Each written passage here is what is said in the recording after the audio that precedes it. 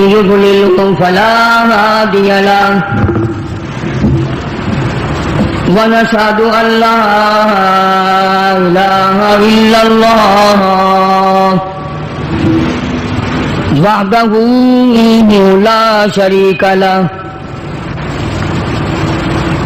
ونشهد أن سيدنا وسندنا نبينا وشفيعنا وهادينا ومرشدنا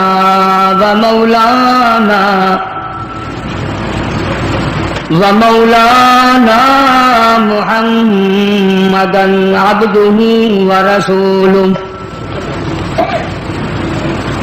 أرسله بالحق بشيرا ونذيرا صلى الله تعالى عليه وعلى آله وأصحابه وأزواجه وذرياته وبارك وسلم تسليما كثيرا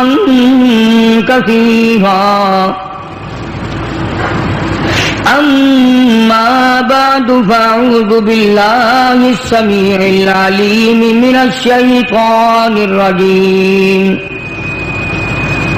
بسم الله الرحمن الرحيم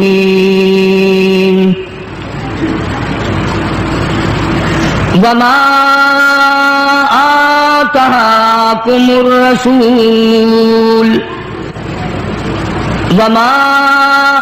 آتاكم الرسول فخذوه وما نهاكم عنه فانتهوا واتقوا الله إن الله شديد العقاب للفقراء المهاجرين الذين أخرجوا من ديارهم وأموالهم يبتغون فضلا من الله ورضوانا وينصرون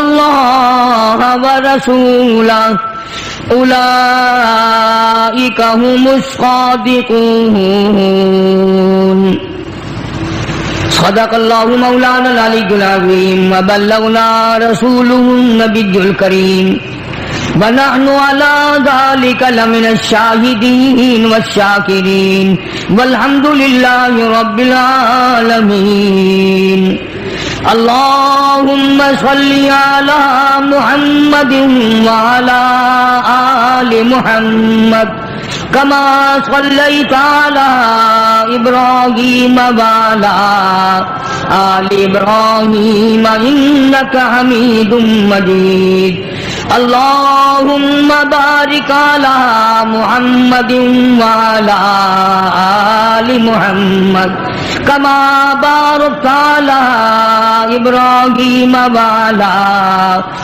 آل إبراهيم إنك حميد مجيد معراج النبی صلی اللہ علیہ وسلم کے عنوان پر کچھ عرض کیا تھا۔ سرکار مدینہ صلی اللہ علیہ وسلم کی تعریف، آپ کی ثنا خوانی کما حقہ کون کر سکتا ہے؟ جن کا ثنا خواں خود خداوند عالم ہو، ان کی تعریف کوئی کیسے ختم کرے گا؟ جن کے ذکر کے بغیر کلمہ پورا نہیں، جن پہ درود کے بغیر نماز مکمل نہیں، جن کے ذکر کے بغیر دعا کی قبولیت کی امید نہیں۔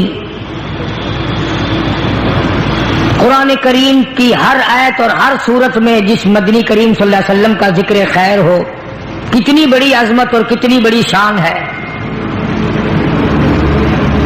قرآن کریم میں جتنی توحید کی آیات ہیں وہ امام الانبیاء صلی اللہ علیہ وسلم کے عقائد کا بیان ہے، جتنے احکام کے قرآن مجید میں تذکرہ ہے وہ سرکار مدینہ صلی اللہ علیہ وسلم کے اعمال کا ذکر ہے۔ سب کچھ قرآن کریم نے بتایا. اگر آپ پوچھیں قرآن کریم اس کالی کملی والے کا لباس بتا، آواز آتی ہے وسیادہ کا فتح، سرکار کا ماحول بتا، قرآن کہتا ہے والرجز فاہجر. کیسے کیسے القابات اللہ پاک نے بخشے. اگر کالی کملی اوڑھے دیکھا تو یا ایھا المزمل، اے کالی کملی اوڑھنے والے. اگر موٹی چادر اوڑھے دیکھا تو یا ایھا المدثر. جس کو مالک کائنات نے توحار یاسین کے سہرے پوائے ہوں، کیا شان ہے اس محمد عربی صلی اللہ علیہ وسلم کی. اللہ پاک ہمیں غلامی کی توفیق عطا فرمائے، قدر کی توفیق عطا فرمائے. یقین رکھو ہمارا ایمان ہے، کتنا ہی بڑا کسی کا عمل کیوں نہ ہو، سرکار کی شفاعت کے بغیر نجات ممکن نہیں.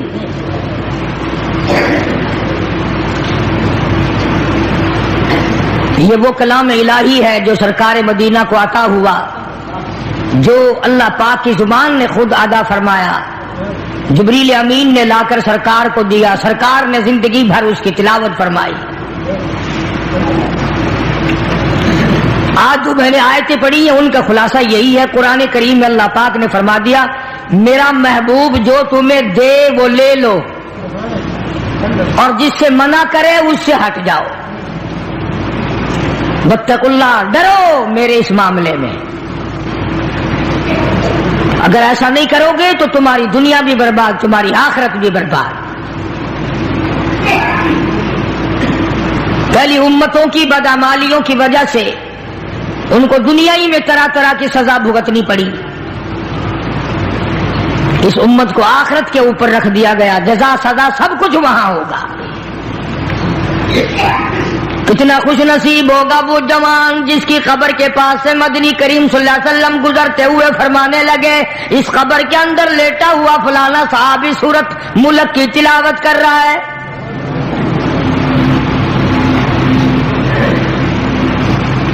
امام الانبیاء محبوب کبریا حضرت محمد مصطفیٰ صلی اللہ تعالی علیہ وسلم خچر پہ سوار ہیں. دو قبروں کے پاس سے خچر گزرنے لگا تو بدک گیا. آپ وہیں پر اتر گئے، ان قبروں کے پاس کھڑے ہو کر آپ نے دعا فرمائی. کسی درخت کی شاخ ٹہنی منگا کر اس کے دو ٹکڑے کر کے دونوں قبروں کے اوپر ایک ایک ٹہنی گاڑ دی. صحابہ کرام کو خطاب کر کے ارشاد فرمایا محمد عربی صلی اللہ تعالی علیہ وسلم نے او لوگوں ان دونوں قبر والوں کو بڑا سخت عذاب ہو رہا تھا. آپ نے یہ بھی فرما دیا اس ایک قبر والے کو عذاب جو سخت میں نے دیکھا، میرا خچر بھی بدک گیا، اس کو پیشاب کی چھینٹوں سے نہ بچنے کی وجہ سے بڑا سخت عذاب ہو رہا ہے. آج لوگ جو نماز نہیں پڑھتے وہ کہتے ہیں چلو میرے کل کون سے کپڑے پلیت ہوں گے، پیشاب کیا اور یوں ہی کھڑا ہو گیا. نہ استنجا خشک کرتے ہیں نہ پانی سے استنجا کرتے ہیں، کئی بدبخت کھڑے کھڑے پیشاب کرتے ہیں. تو آقا مدنی حضرت محمد الرسول اللہ صلی اللہ تعالی علیہ وسلم نے فرمایا، صحابہ کرام کے سامنے فرمایا، اس دنیا میں فرمایا، اپنی حیاتی میں ہی فرمایا لوگوں پیشاب کی چھینٹوں سے بچنے کی کوشش کیا کرو، اس قبر والے کو بڑا سخت عذاب پیشاب کی چھینٹوں سے نہ بچنے کی وجہ سے ہو رہا ہے. جس طرح بیٹھ کے پیشاب کرو ہوا کے رخ پہ نہ بیٹھو کہ چھینٹے اڑ کے نہ آئے، نرم زمین پہ پیشاب کرو چھینٹے اڑ کر پیروں پہ نہ پڑے، ایسی جگہ ڈھلوان کی طرح پیشاب کرو جہاں دور جا کے چھینٹے پڑے. لوگ اس کو گناہ نہیں مانتے، اور خصوصاً جو انگریز کے چیلے ہیں وہ تو گناہ ہی نہیں سمجھتے. قرآن کریم میں اللہ تبارک و تعالیٰ نے صاف صاف فرما دیا میرے محبوب کی اطاعت تمہاری نجات ہے، میرے محبوب کا کہنا مانو گے تمہاری نجات ہو جائے گی. اور یہاں تو آپ نے قبر کے بارے میں صاف صاف فرما دیا لوگوں پیشاب کی چیٹوں سے پرہیز کیا کرو ورنہ قبر کا عذاب بڑا سختی سے ہوگا.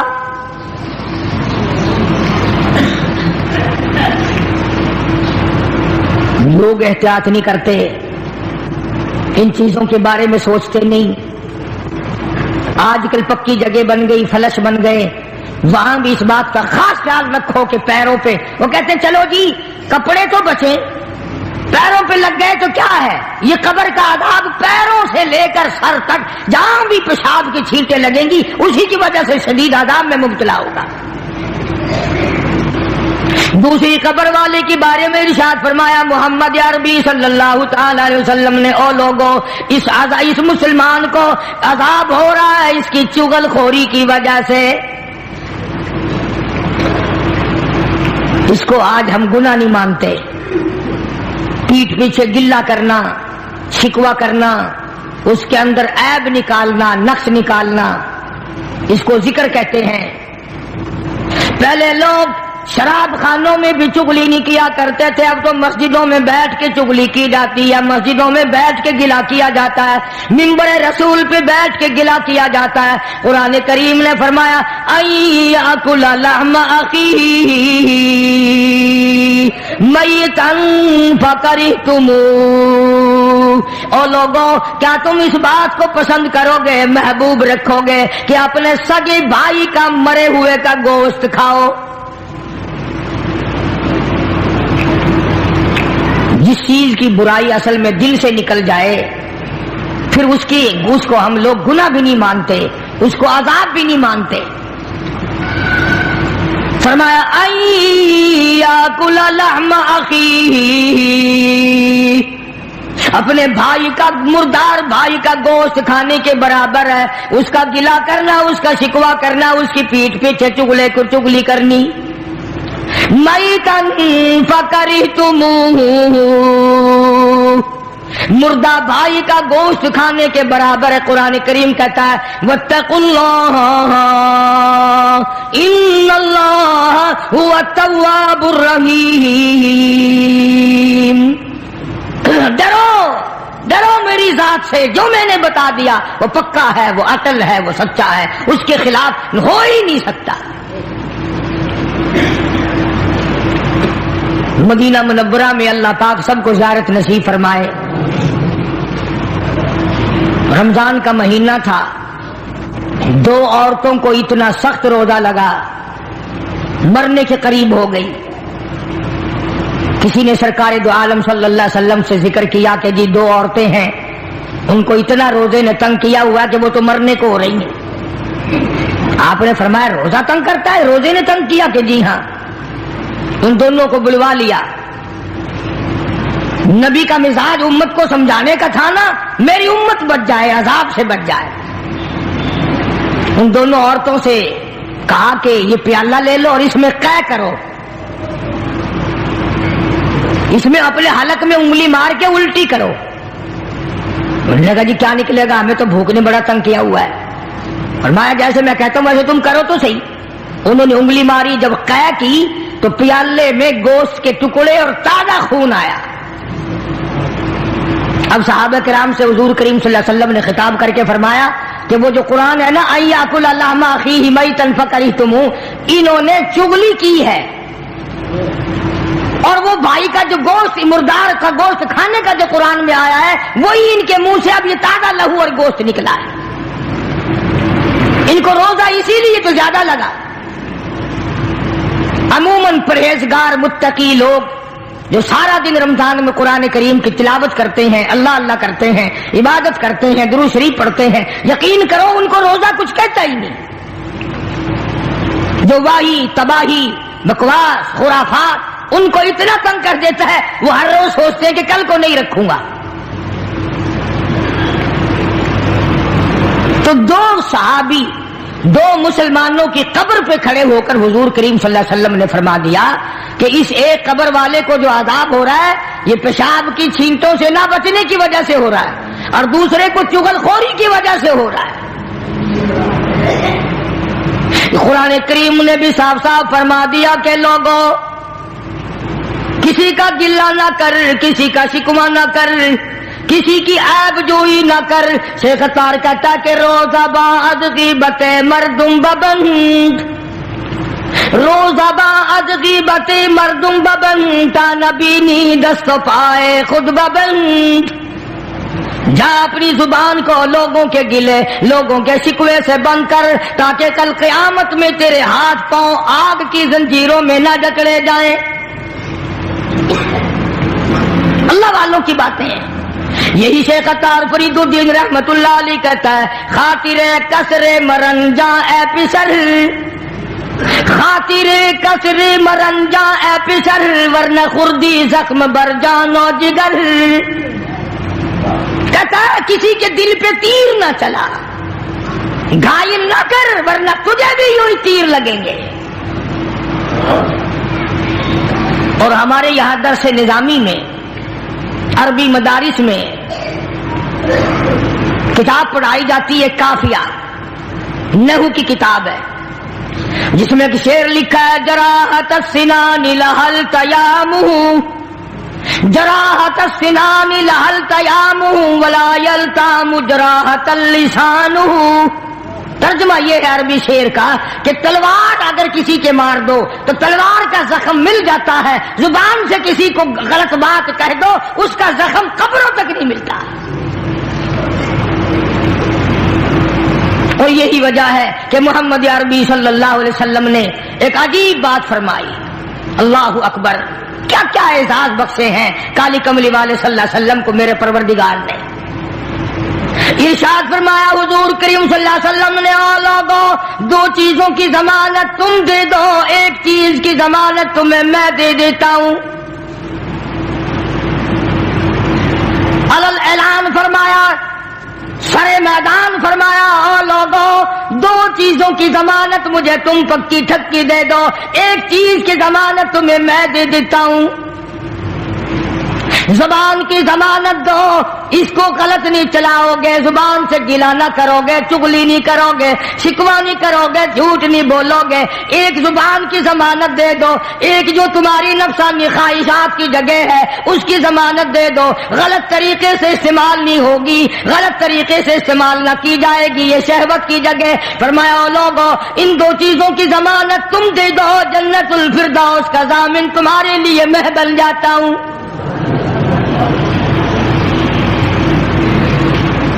میری ضمانت ہے میں تمہیں جنت لے کے دوں گا.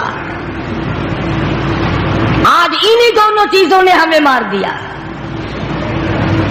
گھر میں کیسی خوبصورت بیوی ہو لیکن چوڑی جو کوڑا اٹھانے صفائی کرنے بھنگن آتی ہے اس کی طرف گھور گھور کے دیکھتا ہے.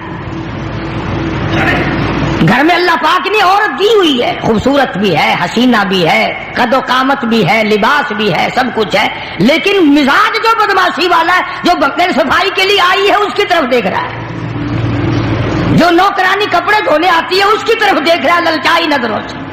اور کبھی کبھی ایسا ہوتا ہے جو بھیک مانگنے آئی کھڑی ہے وہ خیرات مانگنے آئی ہے, یہ بدماش اس کو غلط نگاہ سے دیکھ رہا ہے. کبھی مسلمان ایسے ہوا کرتے تھے. سیدنا فاروق اعظم سبقید رضی اللہ تعالیٰ عنہ خلیفہ ثانی کی حکومت کا دور ہے. مصر کے کرنل نے فاروق اعظم کو خط لکھا, میرے علاقے کے عیسائیوں نے بہت بڑی سازش کی ہے, سینکڑوں کی تعداد میں بڑی بڑی خوبصورت لڑکیاں جمع کی ہیں, لڑکیاں اکٹھی کی ہیں اور کوٹھے پہ چڑھا کر کے گانے بجانے کا پروگرام بنایا ہے, ڈانس کا پروگرام بنایا ہے, ناچ کا انتظام کیا ہے اور فوج وہاں سے گزرے گی, لشکر مسلمانوں کا وہاں سے گزرے گا. عیسائیوں نے یہ سارے کا سارا اسی لیے جال بچایا ہے مسلمانوں کے دلوں میں فرق آئے, بے ایمانی آئے, بدماشی آئے. اور گزرنے کا راستہ کوئی نہیں, لشکر کہاں سے گزاروں, میری رہنمائی فرماؤ, مجھے حکم دو میں کیا کروں. سبحان اللہ. فاروق اعظم رضی اللہ تعالی عنہ نے یہ نہیں فرمایا کہ کوئی اور راستہ تلاش کرو یا ان عیسائیوں کو پکڑ کے مارو یا ان کی لڑکیوں کے بٹے مارو, ان کو وہاں سے دھکا دے دو. کیا بات کہی جو آج میری تیری عقل میں آنے والی نہیں، میری تیری ذہن میں آنے والی نہیں، میری تیری سمجھ میں آنے والی نہیں۔ جناب فاروق اعظم رضی اللہ تعالیٰ عنہ نے خط لکھ دیا، مصر کے کرنل کو خط لکھا، جنرل کو خط لکھا، فرمایا او اللہ والے کوئی خطرے والی بات نہیں، سارے مسلمانوں کے لشکر کو اکٹھا کر کے، ساری فوج کو اکٹھا کر کے، تمام کے تمام کو اکٹھا کر کے سورۃ نور کی قرآن کریم کی ایک آیت سنا دے، اس کے بعد سب کو حکم چلنے کا دے دینا۔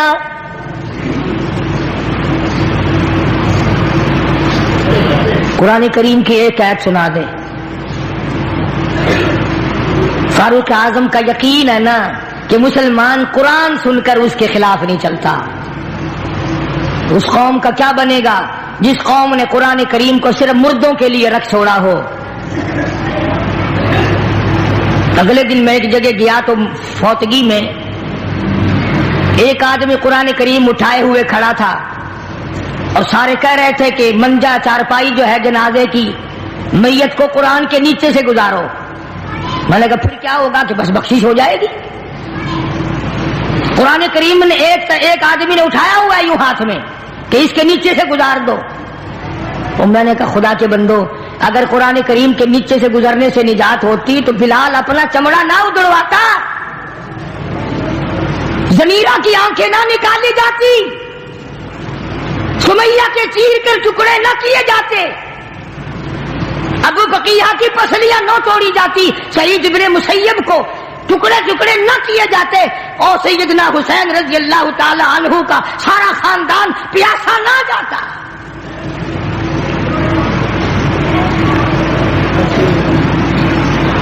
کافی دن ہو گئے، ایک اور جگہ فوتگی میں جنازے کے لیے جانے کا اتفاق ہوا تو سرہانے قرآن کریم رکھا ہوا تھا۔ میت کی چارپائی جو ہے میت کے سرہانے پہ رکھا ہوا جہاں تکیہ رکھا جاتا ہے، وہ قرآن کریم نے اعلان کر دیا وَوُضِعَ الْكِتَابُ فَتَرَى الْمُجْرِمِينَ،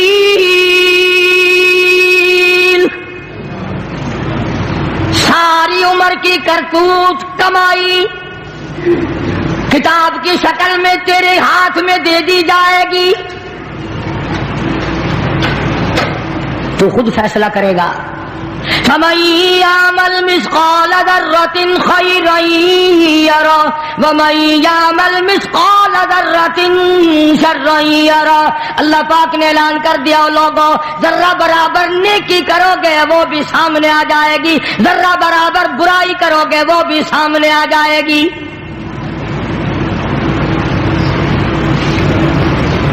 چنانچہ جناب فاروق اعظم رضی اللہ تعالیٰ عنہ نے خط لکھ دیا، ساری فوج کو اکٹھا کر کے، لشکر کو جمع کر کے قرآن کریم کی 2 آیتیں سنا دے اور پھر اسی راستے سے گزار۔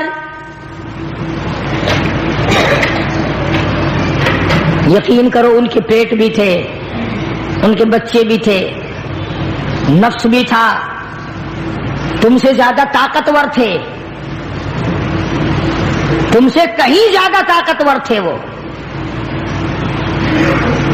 اس نے کرنل نے تو یہ کوئی نہیں کہا، جنرل نے تو یہ مصر کے نے کوئی نہیں کہا کہ جی ایک آیت سے کیا ہو جائے گا، یہ تو سارا قرآن روز پڑھتے ہیں، روز قرآن کریم پڑھتے ہیں، سنتے ہیں۔ چنانچہ فاروق اعظم رضی اللہ تعالیٰ عنہ کے خط پہ عمل کرتے ہوئے سارے لشکر کو جمع کر لیا، ساری فوج کو اکٹھا کر لیا اور تمام کو جمع کر کے فرمایا وَقُلْ لِلْمُؤْمِنِينَ يَغُضُّوا مِنْ أَبْصَارِهِمْ وَيَحْفَظُوا فُرُوجَهُمْ ذَلِكُمْ أَزْكَىٰ لَكُمْ إِنَّ اللَّهَ خَبِيرٌ بِمَا يَصْنَعُونَ۔ اور لوگوں اپنی آنکھوں کی حفاظت کرو، اپنے دلوں کی حفاظت کرو، اپنی شرمگاہ کی حفاظت کرو، اپنی نفسانی خواہشات کی جگہ کی حفاظت کرو۔ اگر تم تھوڑی سی آنکھ سے بھی دیکھو گے ان اللہ خبیر بما یصنعون، میں خدا تمہیں دیکھ رہا ہوں۔ مصر کے جنرل نے، مصر کے کرنل نے قرآن کی ایک آیت سنا دی اور اس کے بعد حکم دیا کہ اسی علاقے سے، اسی گلی سے، اسی ٹھکانے سے گزرے جہاں عیسائیوں کی سینکڑوں لڑکیاں بیٹھی ہیں، حسن و جمال کا پیکر جمع ہے، ڈانس ہے، گانا ہے، بجانا ہے۔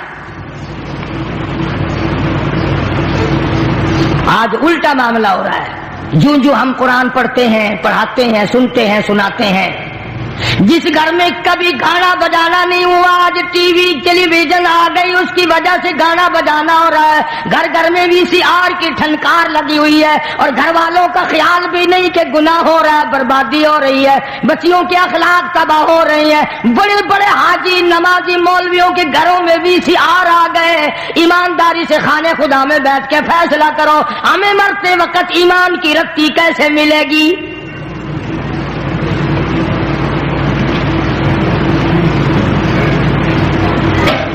مسلمانوں کا لشکر گزر رہا ہے، فوج مسلمانوں کی گزر رہی ہے، لڑکیوں نے ڈانس کیا، گانا بجانا کیا، تالیاں بجائیں، عجب انداز کا۔ اسی لیے قرآن کریم نے فرمایا اپنی آنکھوں کی حفاظت کرو۔ آنکھ ابتدائی گناہ کرتی ہے، پہلا زنا آنکھ سے ہوتا ہے۔ جناب امیر عثمان رضی اللہ تعالیٰ عنہ کی خلافت ہے، مجلس لگی ہوئی ہے، ایک آدمی آ کے بیٹھا ہے۔ حضرت عثمان رضی اللہ تعالیٰ عنہ نے فرمایا لوگ کتنے برے ہو گئے، آنکھ کا زنا کر کے میری مجلس میں آ کے بیٹھتے ہیں۔ آنکھ کا زنا کر کے میری مجلس میں آ کے بیٹھتے ہیں۔ کسی نے فوراً اعتراض کر دیا وہی آئی ہے آسمان سے، تمہیں کیسے پتا چلا؟ جناب عثمان رضی اللہ تعالیٰ عنہ فرمانے لگے تمہیں کیا معلوم ہے، جب سے میری مجلس میں وہ آدمی آ کے بیٹھا ہے میری مجلس میں گناہوں کی بدبو مچ گئی۔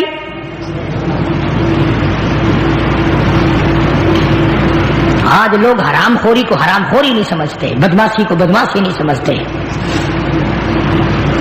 چنانچہ قرآن کریم کی آیت سن کر کے جانے والی فوج گزر رہی ہے، لشکر گزر رہا ہے، لڑکیوں نے سوال کر دیا اور جانے والوں کوئی تو سر اٹھاؤ، کوئی تو یہ حسن کا نظارہ دیکھو، کوئی تو یہ ڈانس دیکھو، ناچ بجانا دیکھو۔ ایک مسلمان سپاہی گزرتا گزرتا کہنے لگا کوئی کیسے دیکھے گا، یہ سارے کے سارے اللہ کا قرآن کریم سن کے آئے ہیں۔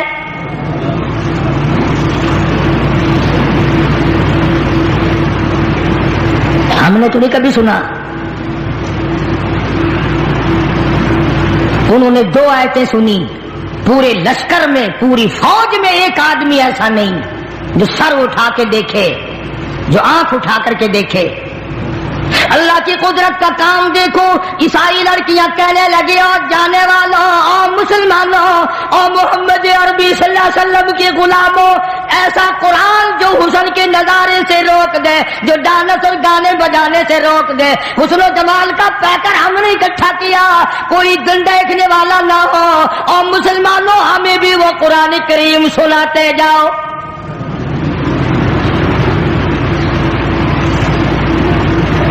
ہمیں بھی وہ قرآن سناتے جاؤ۔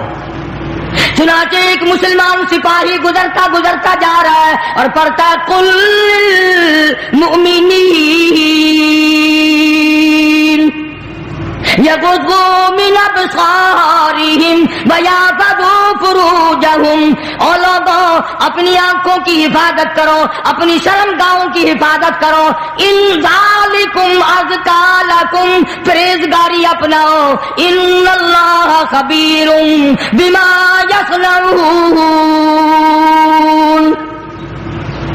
میں خدا تمہاری آنکھوں کے اشارے بھی دیکھتا ہوں۔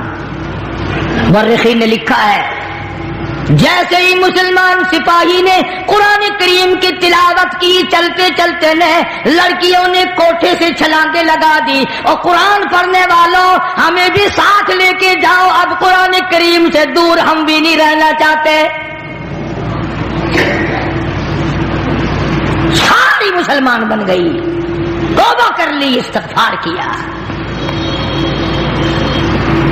آج مسلمان کی موت آ رہی ہے تو کنجری کا گانا سنتے ہوئے،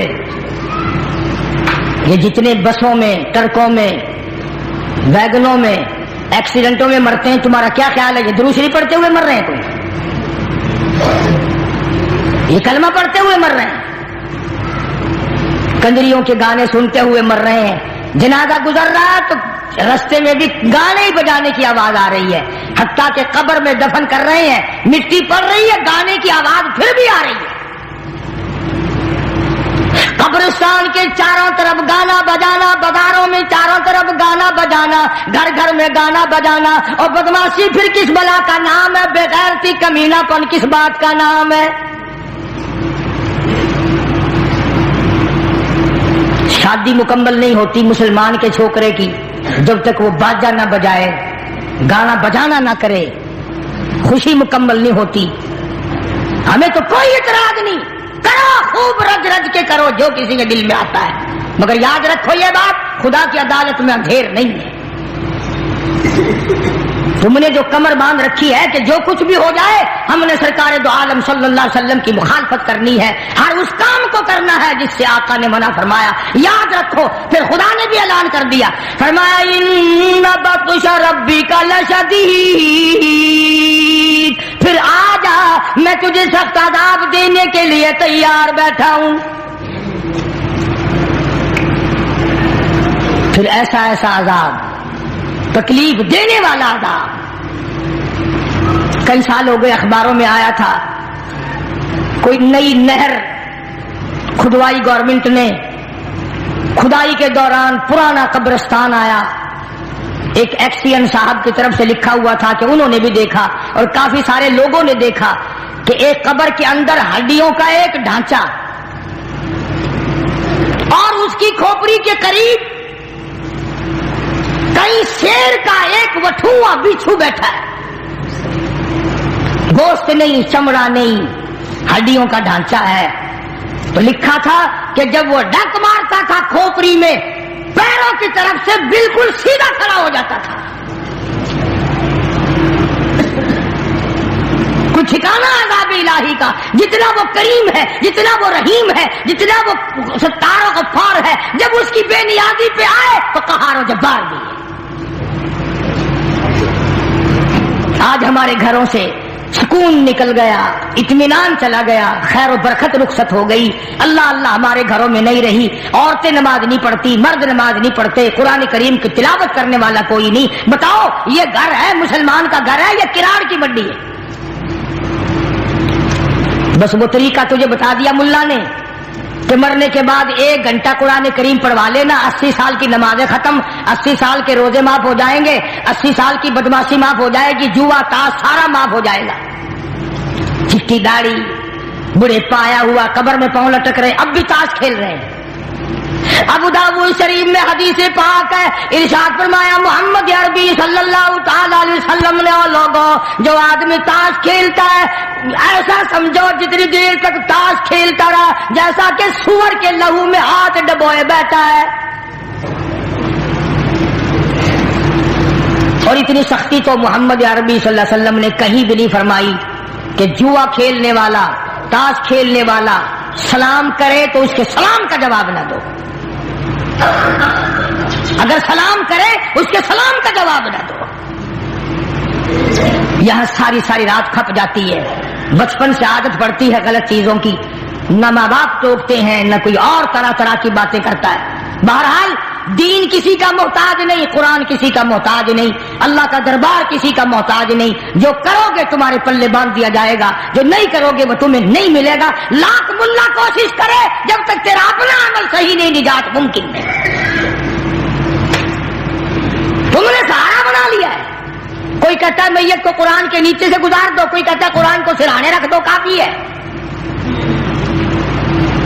آؤ تم کہو گے تو صحیح، مگر سن جاؤ قاری حنیف سے مدنی کریم صلی اللہ علیہ وسلم کی حدیث پاک، نبی کا غلام ہے، نبی صلی اللہ علیہ وسلم کا غلام ہے۔ بتاؤ غلام ہو حضور کا اور سامان ہو حضور کا صلی اللہ علیہ وسلم۔ توجہ کرو، دل کی تختی پہ لکھ کے لے جاؤ، کام آئے گی زندگی بھر یہ بات۔ غلام بھی نبی کا، سامان بھی نبی کا، ڈاچی بھی نبی کی صلی اللہ علیہ وسلم، تینوں چیزیں نبی کی ہیں۔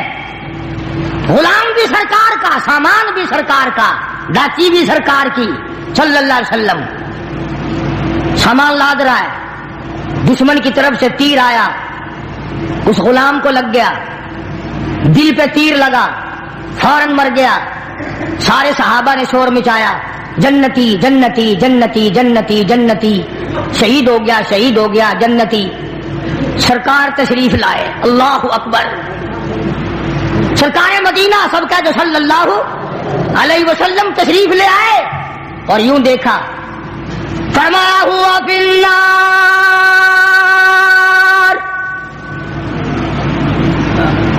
اور لوگوں میں محمد الرسول اللہ صلی اللہ علیہ وسلم کی آنکھ دیکھ رہی ہے, آگ میں چلا گیا.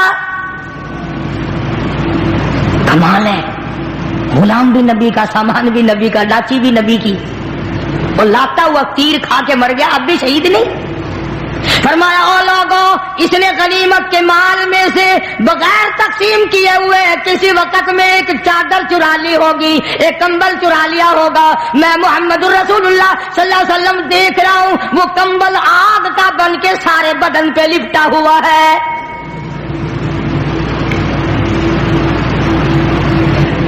یہ یوں ہی تو نہیں مسجد میں سے جوتی اٹھا کر لے جاتے ہیں, چلو جی جوتی لگ گئی ہے, پتا چلے گا, قبر آنے تو دے, موت آنے تو دے.